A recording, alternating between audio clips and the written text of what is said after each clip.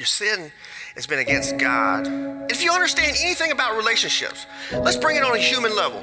Let's just bring it down to earth, okay? I'm talking theological right now. Let's talk about humans.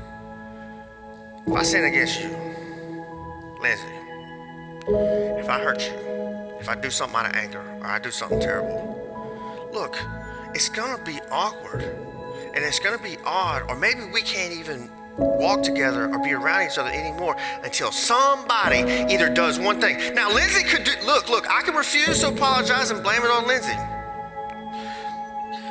I could. But we're not going to even be able to be friends anymore until somebody forgives. You understand? I've sinned against Lindsay. Lindsay's the one who's going to have to forgive, right? Even if I don't want to.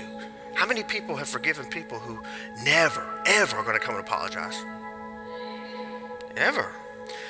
What does it take? It takes work.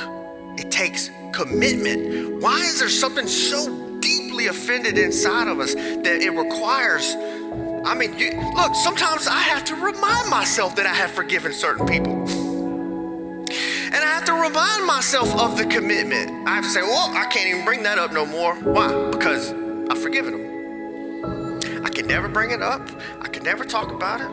I'm healed from it. I'm good with it. It doesn't matter what they've done. They're forgiven. Listen, someone has to suffer in order to forgive. That's on the basic level of all human. That's a basic principle of forgiveness, period. Somebody got to suffer. How many people in your life not willing to suffer for forgiveness? How many people do you have who still hate you to this day? It doesn't matter how long you've been walking with Jesus, but every time they see you,